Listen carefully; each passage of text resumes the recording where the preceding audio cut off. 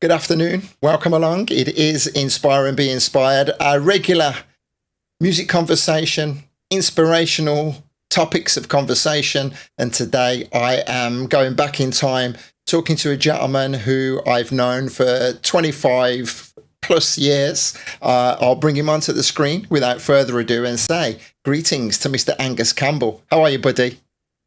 Good evening, Mr. Ward. I'm very well. Thank you very much, my friend. Good. People who watch my stream will know that I am always very hesitant at the beginning to just double check all over of my screen, make sure the connection is okay, make sure that the levels are fine, the graphics and the brightness and everything else is good. And I think we are fine. I don't think there's any buffering.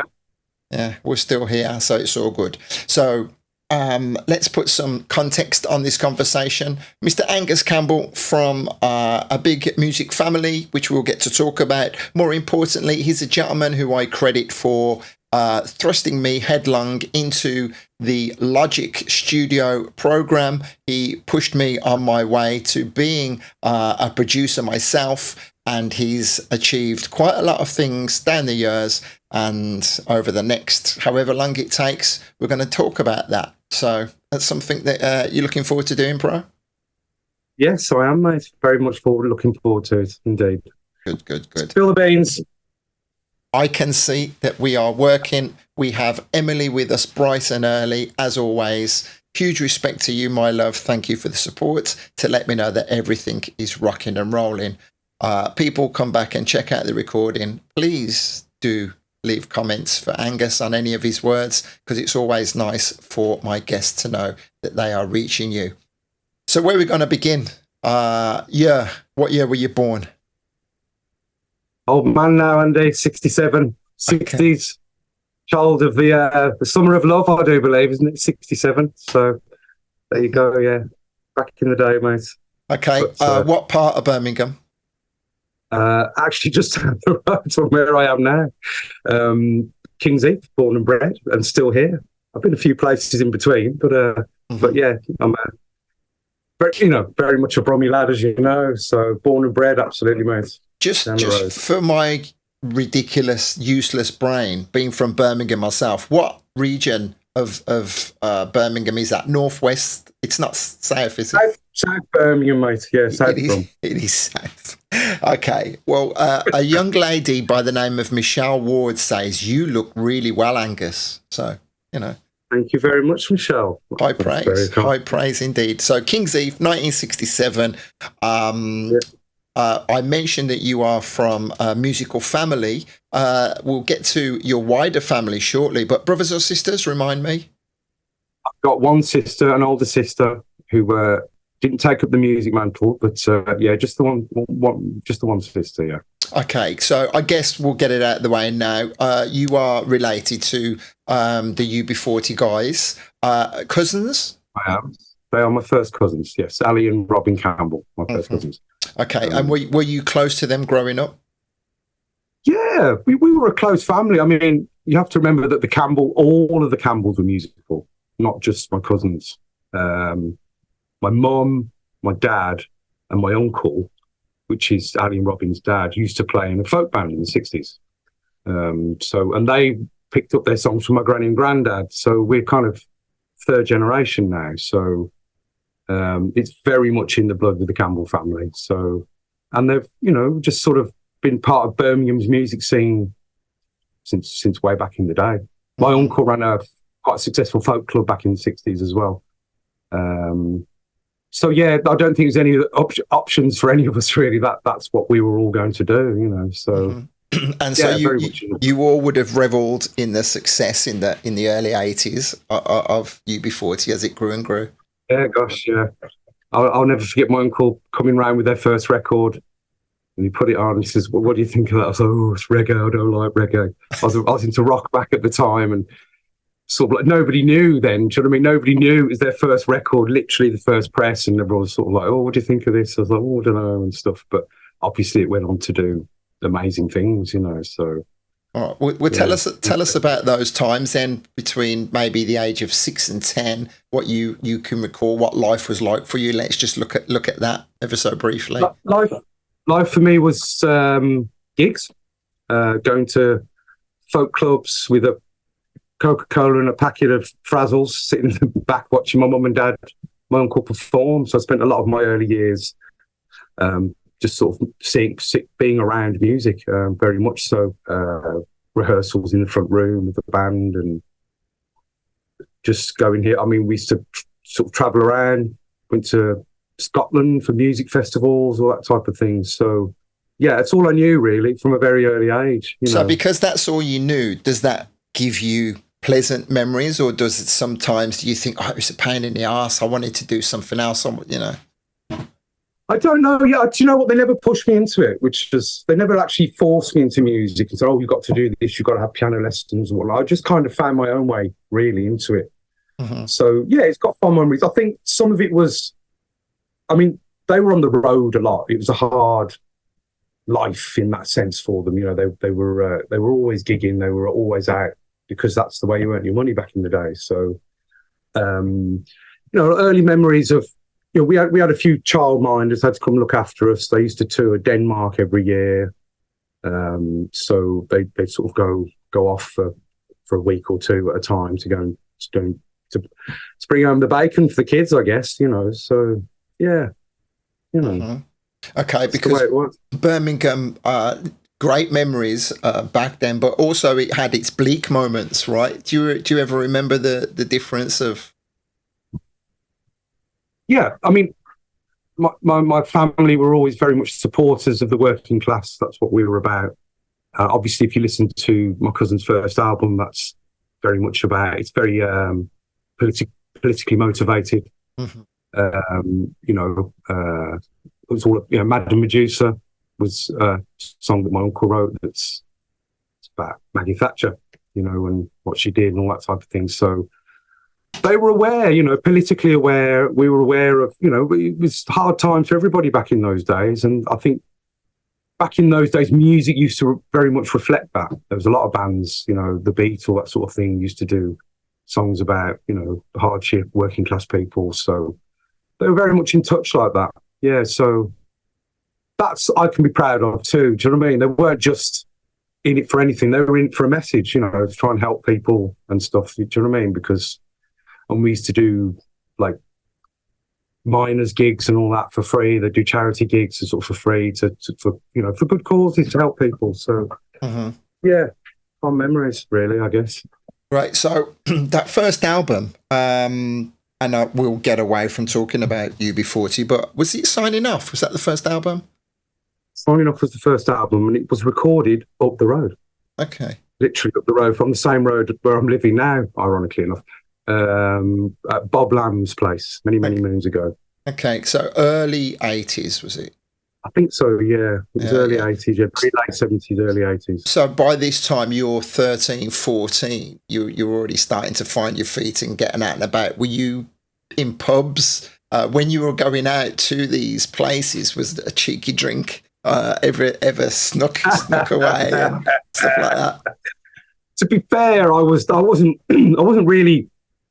I didn't like their music when I was a kid. Obviously, I was into my own thing. I thought I knew best, sort of thing. So I used to hang out with a couple of good friends. We joined my first band. I think I was 14 when I first joined my first band with my friends. I'm still friends with all these years later. So we just got into music from a very early age, and I picked up the bass guitar, and I just smacked that for years, mate. Smacked it for years. That was my thing. Twanging the bass, playing in local bands. After a few years, you get kind of good at it. So eventually I sort of started sessioning around, playing with local sort of jazz acts and jazz funk acts, all that type of thing. And that's where I cut my teeth as a musician, like in a sort of traditional sense, where I've, learned how to play music in a band with other people. And obviously you pick up stuff from them. And that was my thing up until sort of my late 20s, I think. That was my thing. But then, okay, and so just a jobbing musician. Was there any other work? On the, No, no, never. Just always music. Always music from when I left school. I mean, I wasn't earning great money, but it was enough to get by, So I was out gigging from a very early age, 16, 17, sort of every weekend. And then I joined an Indian band, was in a Bhangra band for years. And that was great fun. Wow. How do you make that progression? I don't know. Well, it's Birmingham. Birmingham's a beautiful multicultural place. Do you know what I mean? We've grown up with Black and Asian culture around us from a very early age. So it was, I just kind of found myself, I knew some Asian guys, and then they said, "Oh, you play instrument?" "Yeah, play bass." And then eventually I got sort of pulled into this Indian band, and we had a great time. I always say it's quite funny that I've probably done more Indian weddings than most Indians, because I've just... That's true.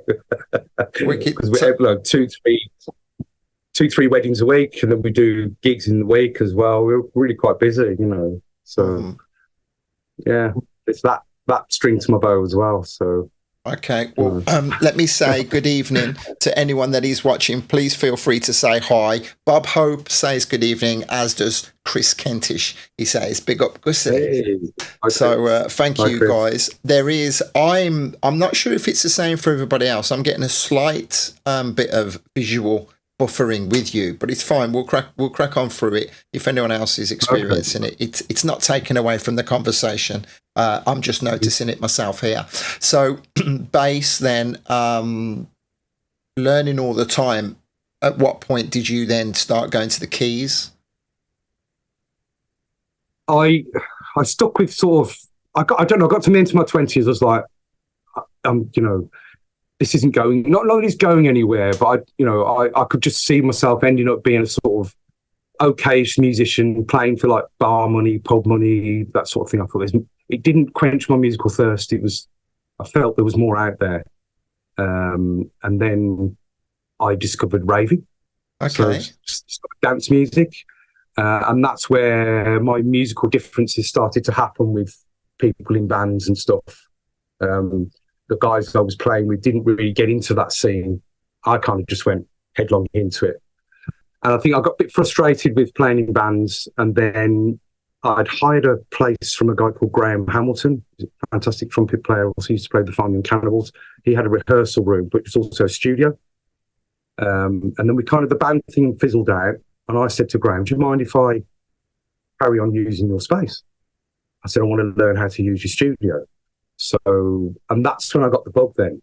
I just got the bug for production, and I just sort of, obviously I'm starting to hear all the stuff I'm hearing in the clubs and stuff like you guys are playing and stuff. And that really turned me on musically. Do you know what I mean? So I literally... Well, when you say raving, let's put a time frame on this, because when I talk about raving, I'm talking about sort of like early 90s. Are you talking about that same period? Yeah. I'm talking about that same period, yeah.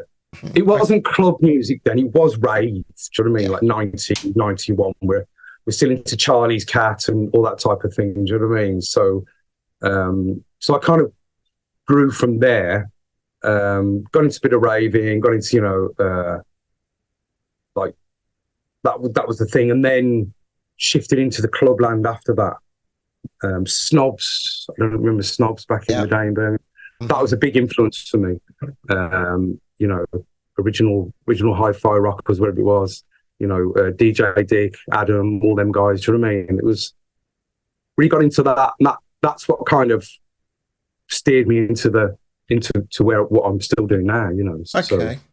So, So that was something that I'd long since forgotten, the fact that you were partying way back then.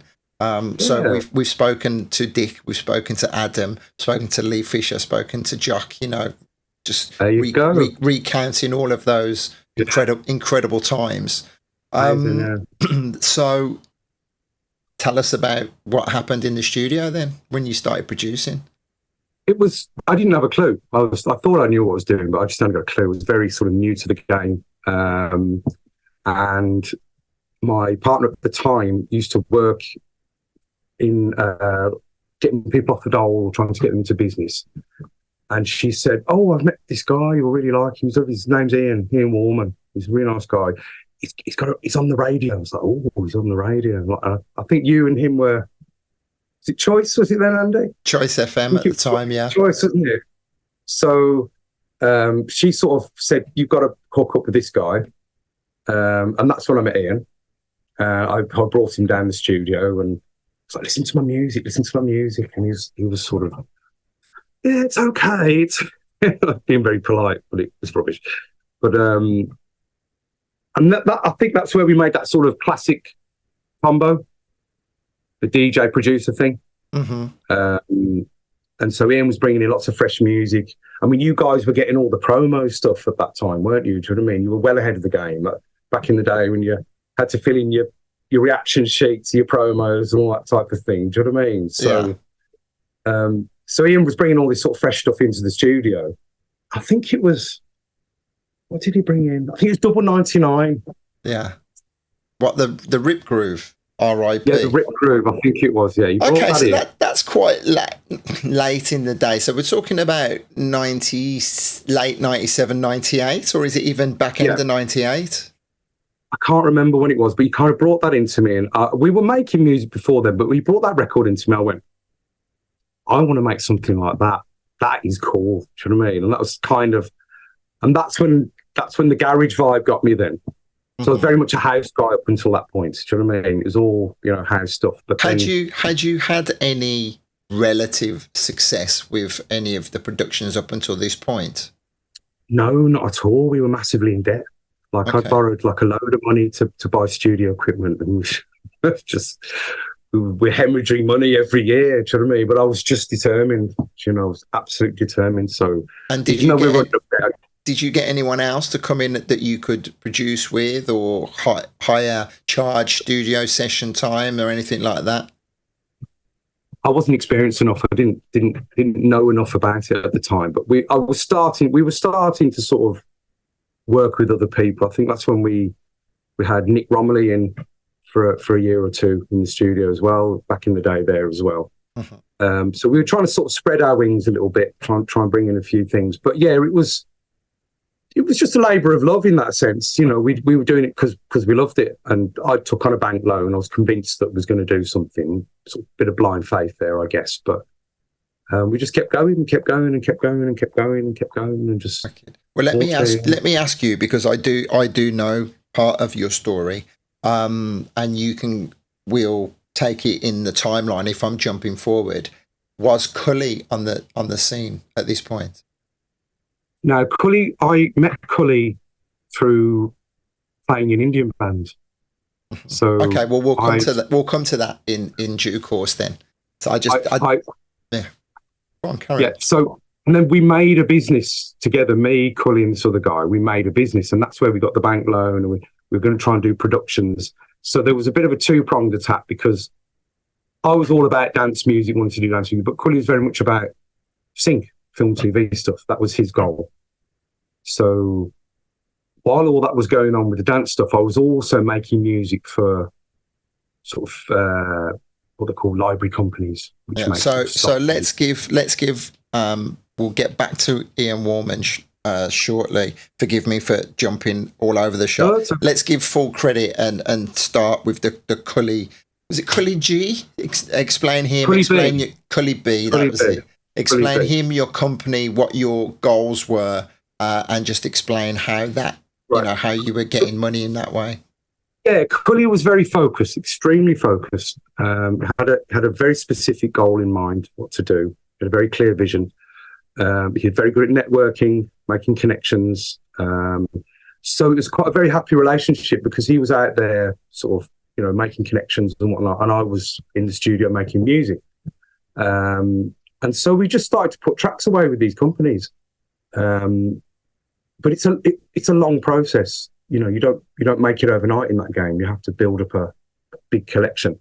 So Cully just was out there putting our music away with various companies.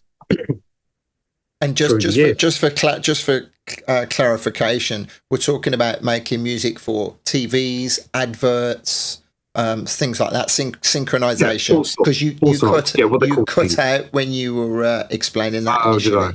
Sorry, Andy. Yeah, it's film and television and library music, and we did a lot of tracks. We put a lot of tracks away with a company called Extreme Music. At the time, I didn't think anything of it, but Extreme Music went on to be one of the biggest sync library companies, or still are one of the biggest in the world. So when they got bought up by Sony and Universal, they took all of that catalogue with them, which was a lot. And it just get used and used and used and used, and it's still getting used to this day. And I'm very, very lucky, touch wood, that I can, my royalties, that's my bread and butter.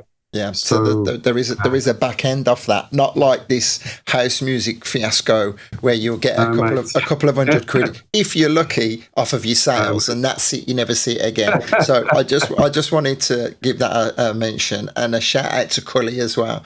Absolutely, would have been a long time. He was so diligent. Without his diligence, I wouldn't be here now, Andy. That's the truth of it, really. Do you know what I mean? I owe him a lot of credit. We did a lot of work together, and it. We were quite, we were successful and still are successful. We've had stuff on Hollywood movies, we've had Bond trailers.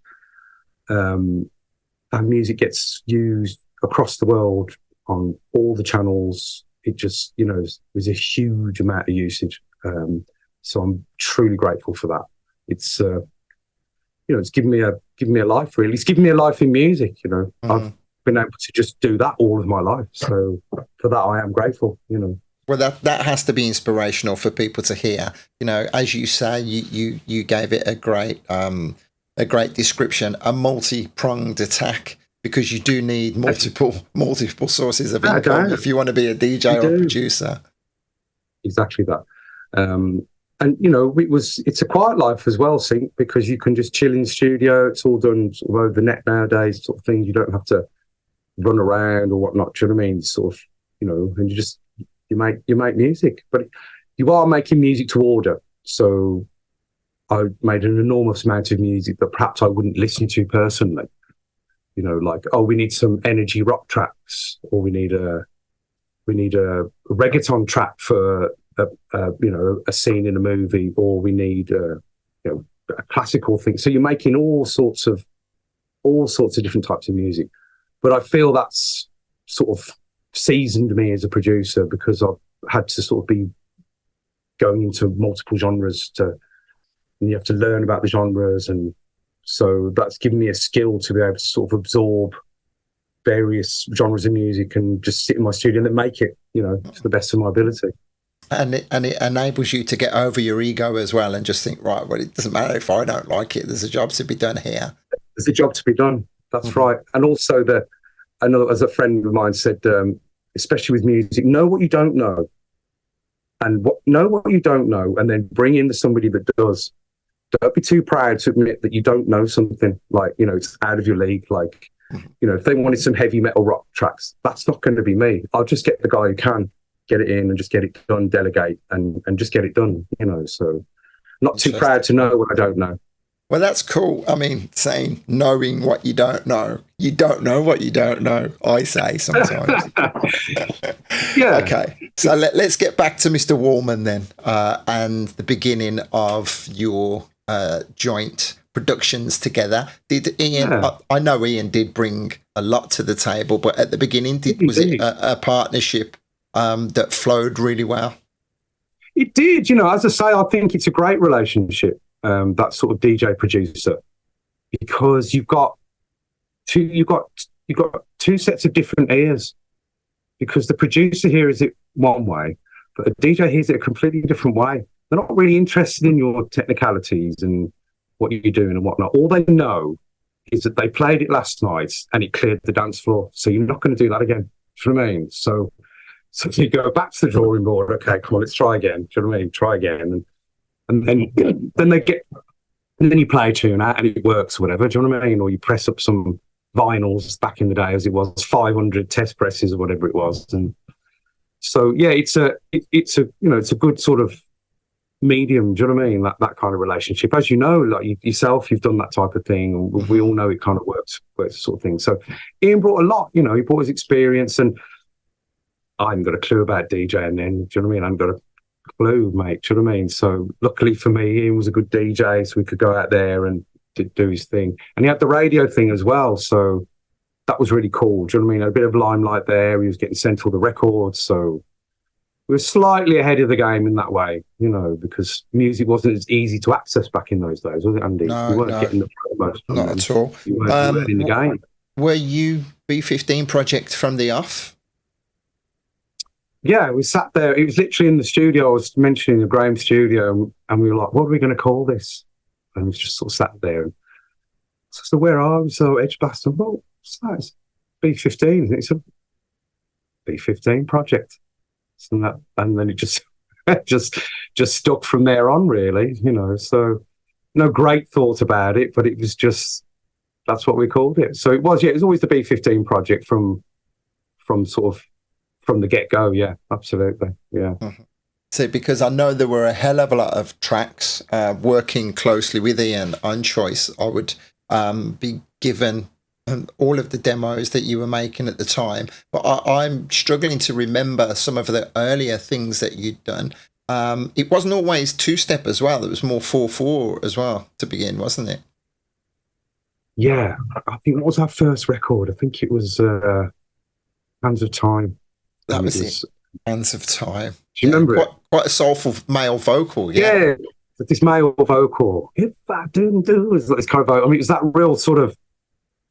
We were just sort of at the end of the US feel then, you know. So we got the 4/4 thing. We got the skippy beats. Do you know what I mean? There's a bit of organ, but it wasn't UK at that point. I think it was just sort of flipping over. Yeah, and the label, a Rockabessa. Do we talk about that? Well, that was the turning point, really, Andy. That was my opportunity that came along. It was a label that was run by Brian Travers and Ali Campbell. They'd run a label. Virgin gave them a load of money to run a label, and they went to Miami, they went to Jamaica, they went all sorts, and they collated a lot of really cool stuff. They went to Jamaica and got vocals off all the top people then. Elephant Man, Mr. Vegas, Lady Saw, all these kind of people. And they had a reggae album, but I don't think it was doing the damage that they wanted it to. So I think it was Nobby from Electribe 101. That's him, Nobby from Electribe 101, who was mixing an album for UB40 at the time. And he went, oh, I know these couple of guys. What's it, your cousin Ali? They're doing this garage stuff. What's that? You know, it's this sort of thing. So they called me into the office and they're like, right, come on then. What's this you guys are doing? All this kind of thing. Do you fancy having a go at our catalogue? So I was like, oh, yeah, of course. You know, of course we want to have a go at your catalogue. So they gave me a load of stuff. And the first tune I did for him was Birminam Kru. That was the first tune. I took it in. They put it in the office and went, bro, yes, come on, lad. Like, do you know what I mean? So I think you were the first person to have it, Andy, I do believe. Mm-hmm. You were the very first person to have it. You were indeed. Back in the dub plate days. So tell us a story about how you put it together, because to hear the original and to hear what actually came of it, you'd never really marry the two at all. A worlds apart, aren't they? It's a bit bizarre. So like we're into the world of like sampling now, aren't we? So I've got this record and I've got this vocal, and just at the very beginning, he goes, "Hey, big up the Birminam Kru, man from Seaview." That's Ali's house. I went, "Oh, grab Birminam Kru." And then later on in the song, he goes, "Mash it up." I was like, "Oh, hang on, I'll grab that." And then I've grabbed, yeah, like that. And I just put them on the keyboard and went, yeah, the Birmingham Kru, mashed up, Birmingham Kru, yeah. And it was born. Mm. Immediately, the goosebumps, and you're like, wow. And the interesting observation, not making light of it in any way, shape, or form, but the timing of it.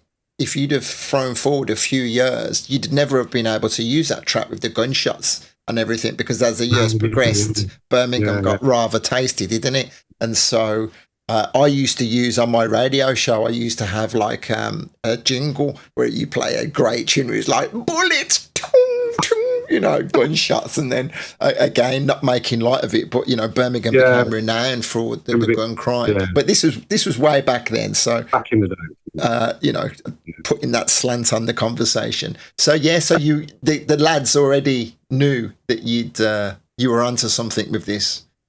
Yeah, it was things. So I think they pressed 1,000 up, 1,000 vinyls, and they just flew out, didn't they? They just bang, they were gone.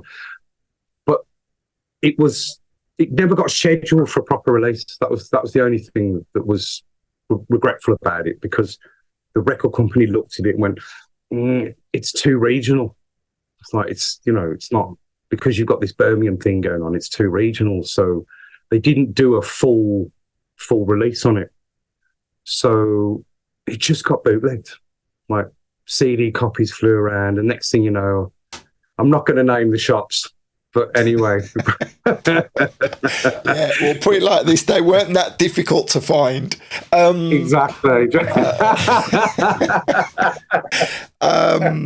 So they had a whale of a time with it. That's all I'm saying. Boom, boom. Was there a I can't remember, was there a connection to the title Western End? Is that the original track? Yes, the original track is Mr. Vegas Western End, which has nothing to do with the Birminam Kru. So it could have never been called the Birminam Kru for publishing reasons. It was always going to be a remix of Western End, but I kind of made it into another thing, really. It wasn't, as you say, it didn't connect with the original. It was very much its own thing. So it was always underground. Wasn't it on the flip side of Hands of Time? The first test No. press? No. I think your friend, I can't remember his name now, one of your pals released that. Paul Groove. Yes. Was it Paul Spring, Paul Groove? Yeah, he had the faith. He was one of the faithful early on in the day, man. He's like, yeah, I'll put that record out for you. Hey, so yeah, he put it out for us. Okay, I forgot that done that, but it could have only been Paul. Big up to Mr. He put out two for us, actually. Another one we did a bit of a bootleg as well. He put out for us back in the day. So yeah, but no, okay. I was never really credited for it. You see, it never really came to light. It was always just the Birminam Kru. I was never quite properly credited for that record because it never got properly released. Okay, I didn't realise that, because everyone knows really, it's B15 Project. Well, I know, but if you go look at it in Spotify now, it says Western End, Mr. Vegas, brackets, the Birminam Kru. Oh wow! I don't think I'm fully credited for it. I might be on there, but yeah. So it was a bit of a weird one, but yeah, bit of a sour taste. I don't mind. You know what I mean? It's just one of those, It's just the way it goes. The business side of it all, I suppose. So at this point, ever so briefly, let me ask you. You probably won't even remember. Was I on the scene then? Were we working together at this point? Yeah, do you know? I think so. I mean, I was always coming out to your nights, sort of come out to your dues, and like we were hanging out, and you sort of. What was that? I always remember that Sunday night you did in town. Nosy Parker's Sunday Lockdown. Yes, that's the one. Yes, the Sunday night bash. Good crack. But yeah, so I think we were, we were all kind of around there. I mean, you did a tune anyway, didn't we? We had one out. We did a few tunes actually, and then we got that. We did an official remix of. I can't think now. We did an official remix that we got. I was very happy to get paid for it anyway. And then we did quite a few other different remixes. I got some dub plates of them here. But you were continuing to put the tunes out, and then the labels. So at some points along, obviously, Girls Like Us hits gets made. I remember just being all over it entirely, completely, and not everyone jumped on the back of it immediately, did they? No, they didn't. It was, excuse me, it sat on a CD in the drawer of the record company for about 6 months, 9 months, doing nothing. Just sat there because nobody thought anything about it. And I think it was somebody, it was a plugger, like a plugger type person, came up from London. And I think the record company she was like playing some stuff. And then they pulled out That Girl's Like Us, and they just went, "That's a hit record." And they're like, "Really?" But that's a hit record. And they took it down to some guy in London who cut stub plates for all the DJs. I can't remember who his name was. But I think the vibe then was that producers used to drop DATs off. Do you remember DATs? Yeah. Back in the day? Used to drop DATs off or CDs, wherever it was, and then DJs would come in, have a listen what was on offer, and go, "Oh yeah, cut me one of those, cut me one of those." So Girls Like Us went down there. I think it's only 2 DJs cut it, and that was it. And it was Mark Hill from the Dodgers, and it was Timmy Magic. And they cut it, and then they just started playing it out.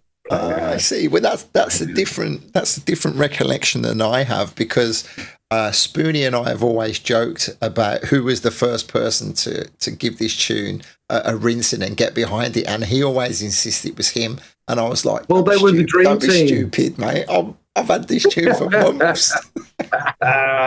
You did, because obviously we were passing everything along to you as soon as it was being made, weren't we? Because you and Ian were on the radio, so you'd always get first shout. You'd have a look, say, "Oh, put that on," or whatnot. So yeah, you had it a good while before it officially kind of went down. I remember playing the Western End at Harmony at the Q Club and absolutely annihilating the place. Really? And then, and then Girls Like Us. So tell us the story then, the momentum, how the momentum built up from having a record that no one cared about to then slowly getting recognition, and how that then crosses over to the mainstream.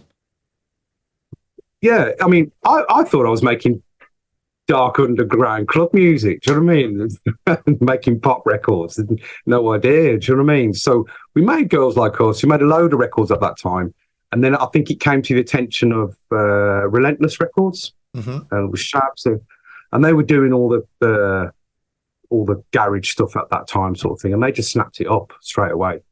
Great timing as well, because just before things like Heartless Crew, So Solid, you were like the precursor to that. Just to that, yeah, we were just that, and that was the. I think at that point, like you've got, Artful Dodger, you've got MJ Cole, you've got ourselves, and we were making. I think we were making very accessible garage. I think you didn't necessarily have to be into garage to like it. You could you just liked it because it was good music, and that's why I think some of it crossed over quite well. And one of ours did. Our Girls Like Us was lucky enough to sort of cross over. I mean, it charted, went to number 7 in the charts, and that was a big thing back in the day. It was a huge thing. Again, I'll allow you to go back to the story, but because I was so close to you guys by your side, it was actually on my 30th birthday party that you guys had your debut on Top of the Pops, the charts. That's when the chart was officially released, and we were waiting to see where you charted. I had a 30th birthday party in Oxford, the hotel somewhere, Rugby. Yeah. That's where it was. Browns Overhaul in Rugby, and we were all in the bar waiting to hear the news. TV on in the bar. number 7, and it was just like such an amazing reaction. Yeah, I remember being with you when we got that news. So how did things change for you then? Yeah, and then it was a bit of a whirlwind, really. It became a bit of I think we were in London, and somebody we sort of said, it's top 10, it's a big deal. And obviously we'd got no idea how much of a big deal it was. We didn't really know, because if you don't know that world, you step into that world. It's a whole different ball game then. You're in the machine then. And a rocker besser and nothing to do with this. You're not going back to Brian and Ali and saying, No. I mean, there was a bit of wrangling going on. There's an old saying, Andy, in this game: wherever there's a hit, there's a rip. So things happened. There's a lot of sort of hard-nosed business going on. as people were making a grab for the bag. Mm-hmm. We had no idea how big the bag was at the time, but that was just the way it was. So we moved on from Morocco Bessa, and Relentless Records signed us.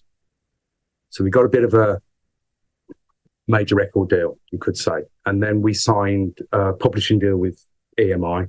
Off we go. Right, lads, we need an album off you. And that's where we sort of kicked it up a gear then. Like, we listened to Radio 1, watching the charts every day, trying to work out what's going on and sort of thing. And then, I have to be honest with you, there was a lot of pressure. There's a lot of pressure. I had no idea kind of what was ahead of us.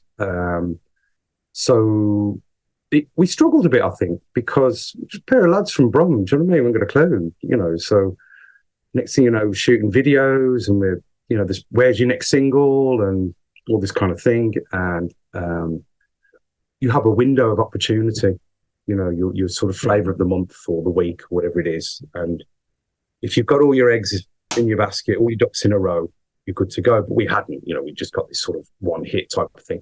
So we started working with people. We were connected up. We started connecting with people like, we did some tunes with Ultranate. We did some tunes with Showrama, Miss Dynamite, that type of thing, in studios in London, all sorts of, you know, connecting with writers, all that type of thing. Yeah, and it all went tits up again. Do you remember trying to create your own genre with Tipper Irie? Can you remember? What did he call it? Speed Hall. Yeah. I've got that and dub plate still here. So an amalgamation of dancehall reggae. Lord mercy. I do that every week on my radio show. An amalgamation of dancehall reggae and speed garage. Speed Hall. Yeah, beautiful. That was it. You know, that was our flavour back in the day, you know, type of thing. So, but I think once you've sort of passed into that world and you're trying to make hit records, you're doomed, really, in a way. Do you know what I mean? Because you're tainted. Do you know what I mean? Because it's not. You've got like this kind of angle on it now where you're trying to pressurising yourself to deliver hit records, and like, who knows what a hit record is? Nobody knows what a hit record is until it's a hit record, you know. So I know some people are amazing at it and they can just convey about them, you know, the Elton Johns of the world or whatever. Do you know what I mean? I've had all these millions of amazing hits, but like for us, it was difficult. We found it was hard, and it took its toll on me, really. Mentally, it took its toll on me. I was introduced to anxiety and all those sort of things, and like had to try and cope with what was going on. And you've got a lot of people pushing and pulling you see. You know, people trying to be your friend, but are they really your friend, you know? Well, at this point as well, you were getting a few people asking if they could jump in with the top 10 producer now. So you were hiring out studio time as well, weren't you? So you were spreading yourself a little thin. That's right. Going down to London every other third day or whatnot, booking studios, trying to work with people, and sort of, you know, going into meetings and the record companies, and then they're listening to your stuff and, I'm not sure about this and type of thing. And we had a second single lined up, and it was Everyone Falls in Love, Tanto, Metro and Devonte or something, which was a great record. But then we fell into legal issues, and they couldn't release it for one reason or another. Sony into legal issues. So then we pulled our third record forward to our second record, which to this day I still wasn't catchy enough. Like, the second record is a complete carbon copy of Girls Like Us, except with men instead of women. And that, I think, would have been okay. Do you know what I mean? You know, because it was recognisable as our sound. But then with the third record was something different. So we had Showrama, Miss Dynamite, we had EZ on the remix. It was set to pop, but we had to put it forward. And I knew in my heart of hearts it wasn't quite catchy enough for a second record. And then I don't think it was I don't think it was a particularly good time for Shola in her life at that time. So she was struggling a little bit. And so we had a bit of a problem with the video. The video shoot went a bit wrong. So we came back from Spain with a video that wasn't quite right. MTV went, and then when MTV went, everyone was sort kind of thing. And then the final nail in the coffin was when we walked into the record company, walked in to say, I looked around, and nobody was looking at us at all. And they were all of them pinned to the screen. And all I could hear was, 21 seconds, 21 seconds. And I was just like, that's it. We're done. Yeah. We are done. Our little window's done. That's it. But one's better than none, Andy. One's better than none. That's all I can say. I'm right there, boy. I'm right there with you, mate. You are indeed, mate. You're in the same camp as me, mate. The one's better than none.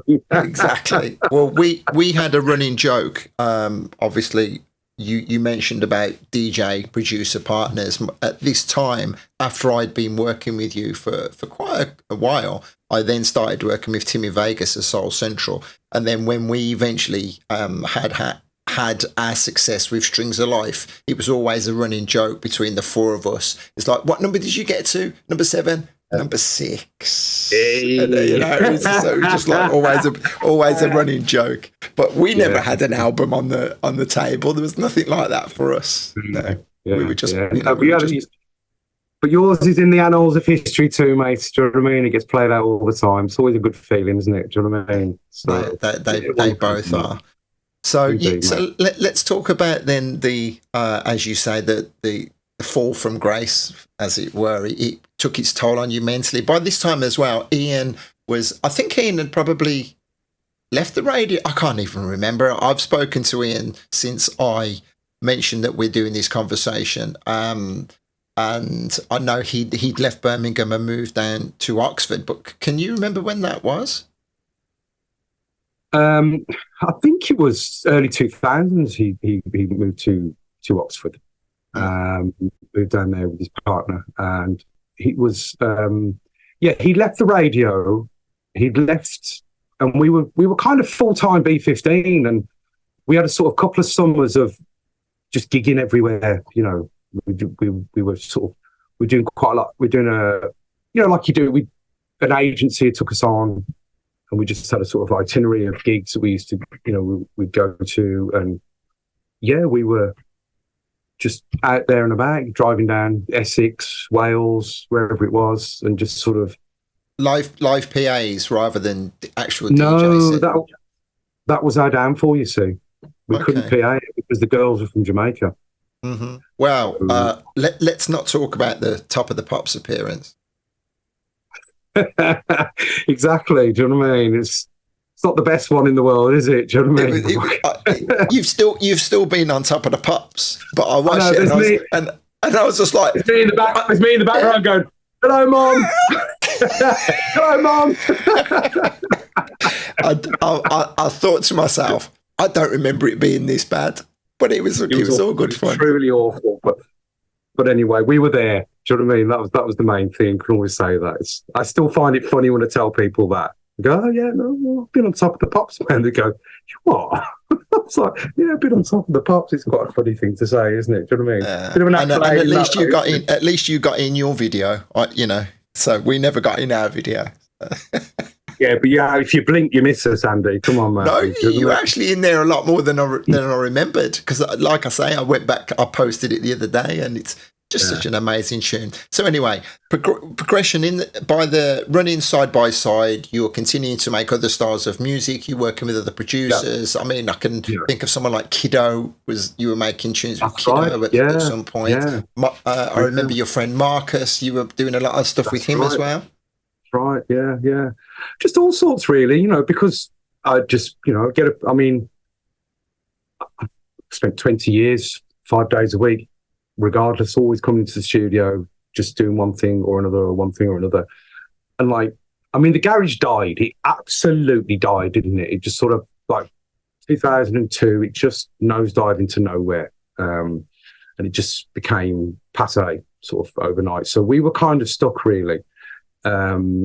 but we kind of used our name to get a bit of work. We would, used to get paid for remixes back in those days, Andy.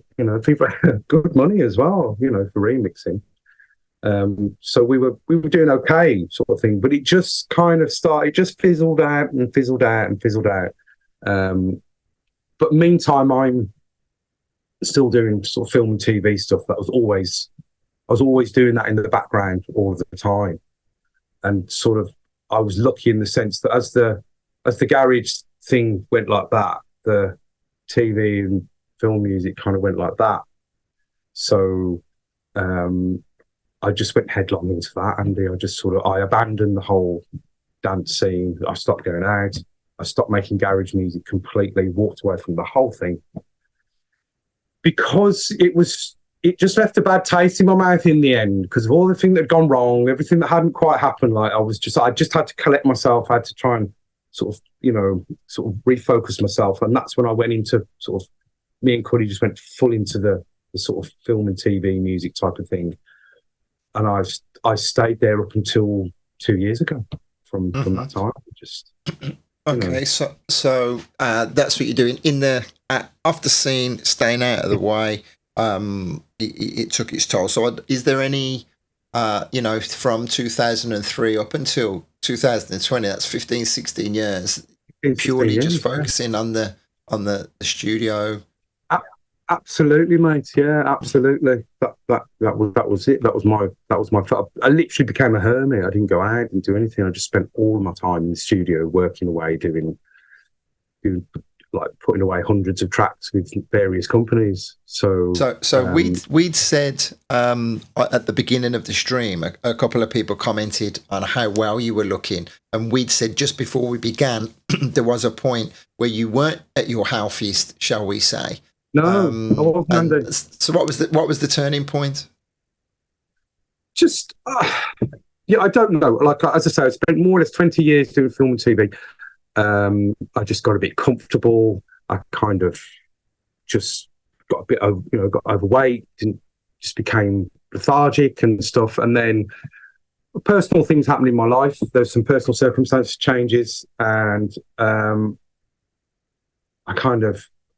I just knew I had to put myself together. So I lost 4 stone in weight.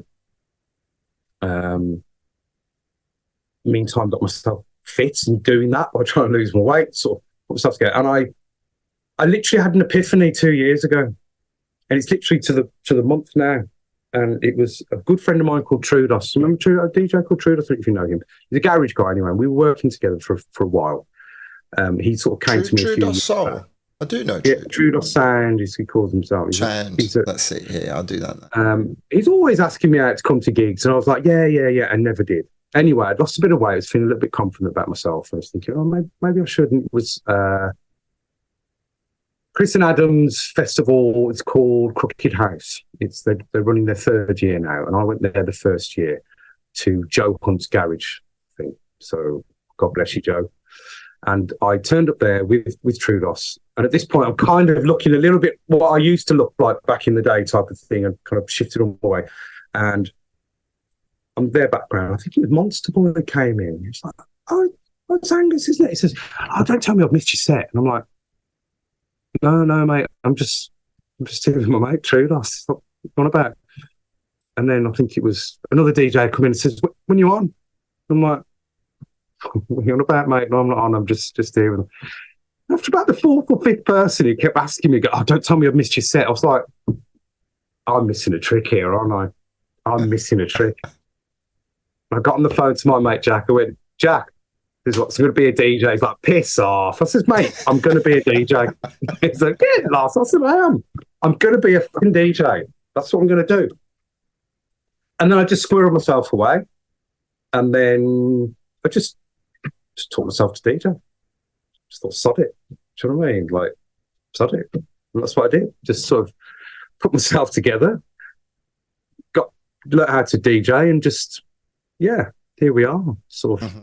Well, I saw a post earlier by Mr. Hammond, and I chuckled with you about it as we were just preparing to go live.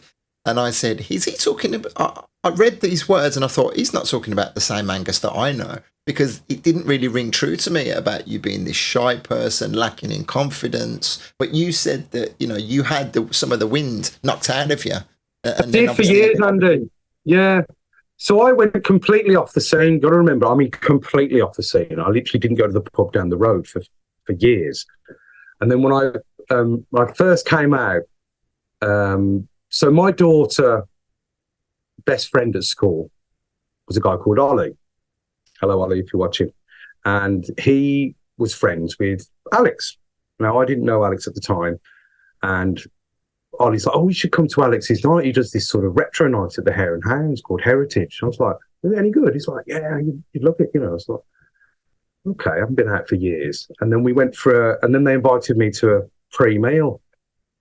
So we sat at this pre-meal and somebody mentioned, Ollie went, da-da-da. Oh, yeah, no, didn't you make... Alex went, hang on a minute. You made what? He's like, you made Girls Like Us. And he went, get laughed. And he's like, legend. We got a legend in the house. At this point, I'm going, stop.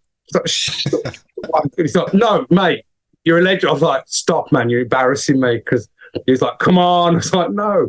And then he just spent the whole night going, this is Angus Campbell. He's a legend. He made it. And I was bright red in the face. So quite literally dining out on it for 20 years. So, like, I just... And that was the turning point as well, because, like, he was like, no, you should be proud of what you've done and whatnot. And I was like, oh, no, I don't know. I just feel sort of thing. So, and that was a turning point for me as well. So God bless you, Alex, man. Do you know what I mean? He's very much part of the rebirth. Do you know what I mean? He was like, no, mate, you should get out there. You should do this. And he was suggesting, yeah, you should get back on the garage scene. You should, you know, sort of.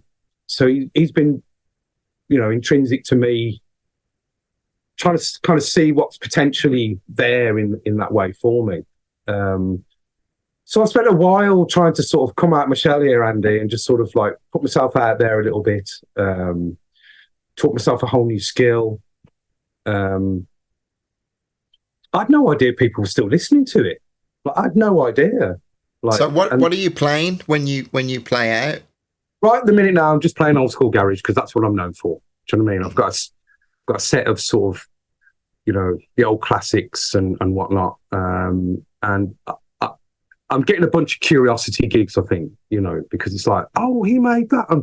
And obviously I've never been on the circuit as a DJ ever. So I think there's a bit of interest, obviously, because, you know, the garage scene, the pool is small, isn't it? There's only, and they've all been around for a while now. So I thought there's probably a window just out of pure curiosity because, you know, kind of got that stuff behind my belt, but it's never been rinsed. It's never been used at all, you know. So yeah, I'm getting a few gigs around Birmingham, you know, so which is great. So I really enjoyed it. I saw you recently down in London doing a radio station appearance with a new production as well. So are you Yes. DJing as B15 or are you DJing as Gussie or what? There's a pronged attack going on again there, Andy. So I'm doing the B15 project, which is very much garage, you know, what I'm known for. But a certain Mr. Gifford, we all know, has renamed me for house music as Gussie Colada Campbell. Okay. So and bless Mr. Gifford. Again, he's part of the journey too, very much so. He's started to book me for wobble gigs, which I'm over the moon about, which is just fabulous. Well, you can't get That's more. just fabulous. You can't get much more of you know, like a tick No, of approval than from a legend like Phil Gifford. Good evening, No, Mr. but- Rosinski. How are you, sir? Okay, so the double-edged attack. So did you have to have a conversation with Ian about I want to continue as B15, or did you just decide you were doing it? I think, to be honest with you, do you know Ian? God bless him. He's never forgot my birthday in 20 years. You know what? Exactly the same with me as well. Exactly the same. Never forgot my birthday. Every year he sends me a happy birthday. Bless him. You know, me and Ian still speak. You know, as you know, Ian's gone on to be a very successful photographer. He's enjoying his life now as a photographer. I think he's just kind of let me loose with the reins as such.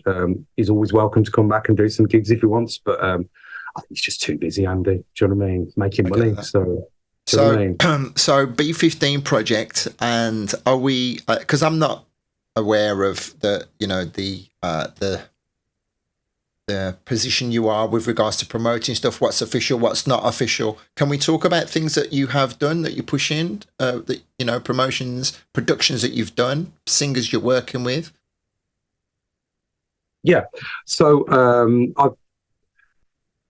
in an ideal world, I'd like to push B15 towards being an act as opposed to like a DJ. Do you know what I mean? Like, I can still DJ out as me or as B15 Project, but I've always been about my own music as such, which I always want to push. But it's just so difficult to push new music these days, as we know. Do you know what I mean? Especially if you're doing like retro music. So, but sort of quietly in the background here, I've started to sort of reignite the garage productions. So I've started to work with various artists. I'm about to put a tune out with Lindsay Moore. I don't know if you remember, she did some great tunes. Love Bug is her one. So Lindsay's been up here. We've recorded a great track. It's got a great sort of garagey pop tune.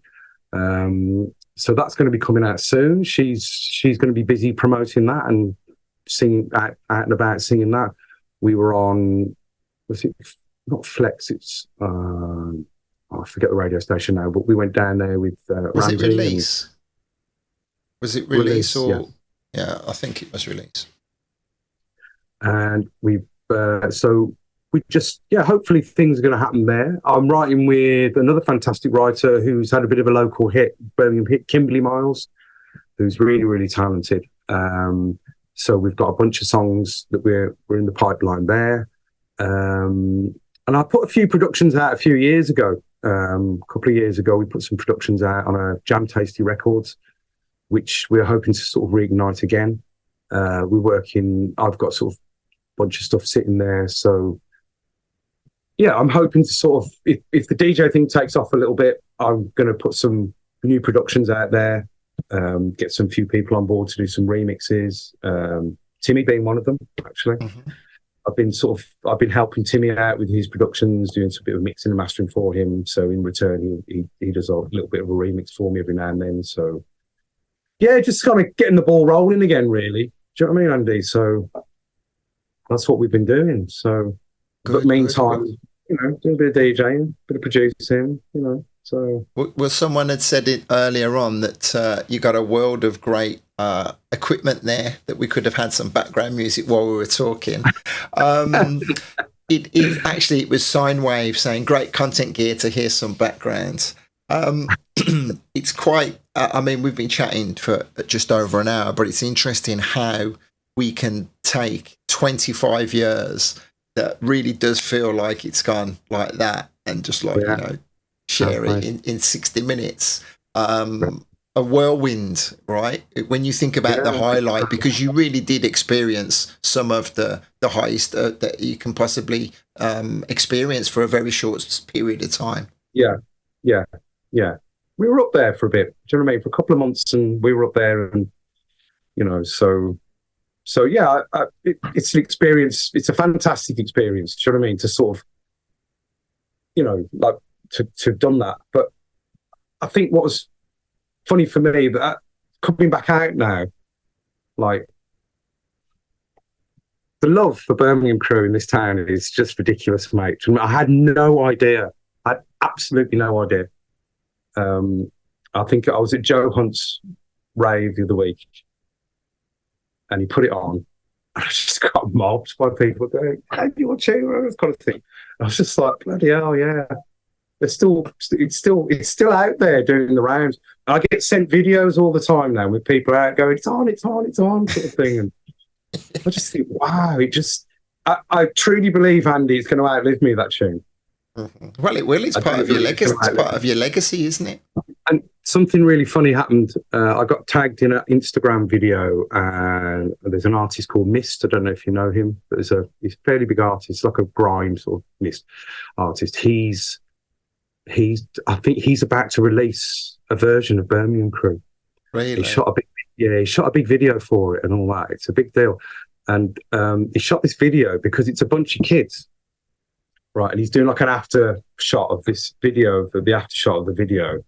And it's all these kids going, the Birminam Kru, mash it up, the Birminam Kru.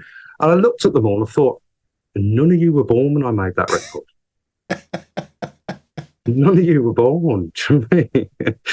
So that kind of thing where it's passed on to another generation, that to me is a beautiful thing. Do you know what I mean? That it's transcended my time, and now it's gone into another time, and now another artist has picked it up, and there's another generation now of people who've picked it up.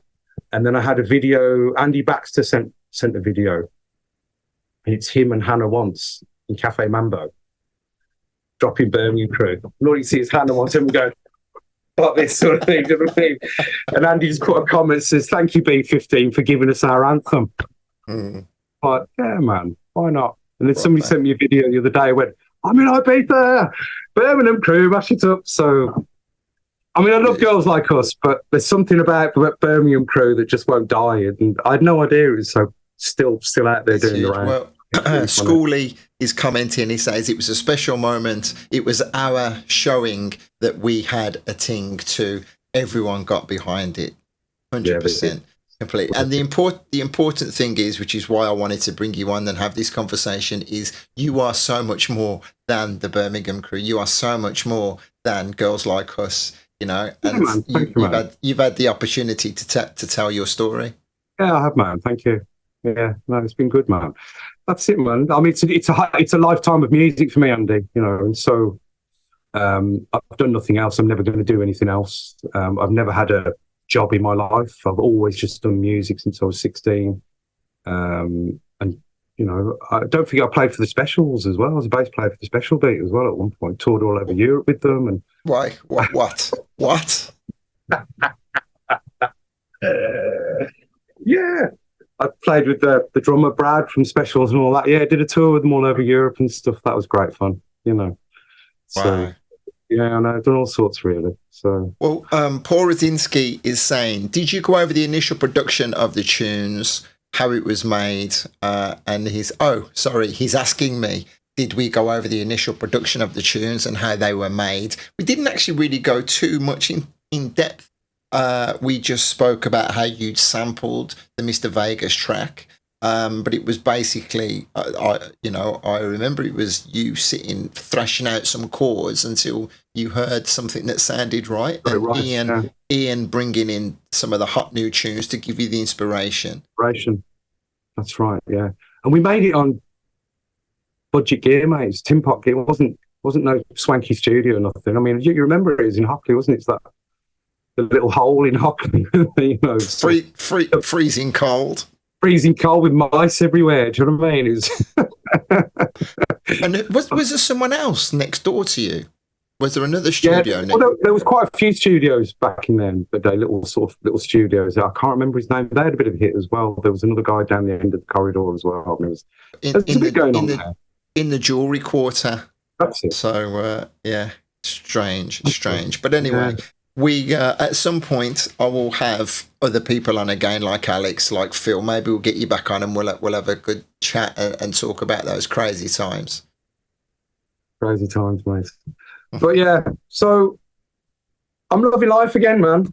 I'm out there. I've reconnected with my music and I'm loving it. So it's really good. And the DJ thing for me is fabulous because it gives me a opportunity to connect with people with music again. You know, it's in the blood. It's never going to go away. So I'm glad I'm just glad I'm out there again. I am enjoying it, to be fair, you know, so I'm getting repeat bookings now, so I must be doing something right. So they're getting booked again. So can't be a bad thing. So doing well. Melanie Harris says Gussie is so much more than the music that we just spoke about, and congratulating us on a great interview and your awesome legacy. So fair play. And I will be sure to give a little plug, a little mention to anyone along the way who I think, you know what, I got a great guy who'd be great, a great angle for your production, for your promotions. And we'll get you a little bit more work. I mean, I don't get any work myself, but I'm sure I could probably get you a gig here or there. So I'm going to shamelessly plug myself now. 22nd of July, Pride After Party, Lichfield. 26th, Bangers and Mash, Longbridge. 29th, the Greenlands, Longbridge. 5th, Wobble Heritage at Hare and Hounds. 19th, a headline in the Rooftop After Party. And then 30th, Wobble with Dead Wax. Wow, busy. That's what we like to see. 25 years in the making. The man. Indeed, mate. So some take time to season and mature. Reconfirm the name you've been given. Gussie Collada Campbell. Collada. Collada, yeah. It might have something to do with going to Ibiza with him last year. Oh, right, yeah. As in Pina. Yeah, I get you. Collada. There we go. Right, I'll start wrapping this up. Buddy, thank you so much, mate. And you, mate. Thank you so much for having me on your show. It's been an absolute pleasure to tell a little bit of my story. And you're part of that story too, my friend. I've loved it. I've loved being part of it. And it was great. It was great to talk to you about it. Keep in touch, man. I will do. Okay. You take care, bro. See you later. Right, guys, that was wonderful. Mr. Angus Campbell, what was his name? Collada. Let me just make sure that everything is working here. I think it still is. Yes, we're all good. Right, I enjoyed that. Just as I finished talking to him, I see a little logo come on the screen for The Only Way is Garage. Shout out to Gary Solomon. Respect for a great party at the weekend. Paying respects to Mr. Jason S. May he rest in peace. Thank you to everyone that's been with us from the beginning. Thank you to everyone that will come back and check out this recording. Ben Pedro, hi my friend. I'm glad you enjoyed that. Schoolie, yes, Melanie, Paul also. On the screen here, more legends I'll be talking to next week. Chili Funk, Tommy, Lofty, and Rupert. My brain actually froze then. I'll be talking to Rupert, Lofty, and Tommy from Chili Funk Records next week. They've been around for a hell of a long time. Also took a little bit of a break, but now back with a vengeance. So that's going to be another great conversation. Thank you all, as always, for being here. If you've recently subscribed to the channel, you will see your name here on the screen. On the right hand side, all of my Access members, shouts out to those guys. They pay a little every month and get themselves on the stream supported, and they also get the opportunity to win a big money draw at the end of every month. Same old, same old. If you need graphics or if you need websites, I'm your man. Thank you for being here. One love.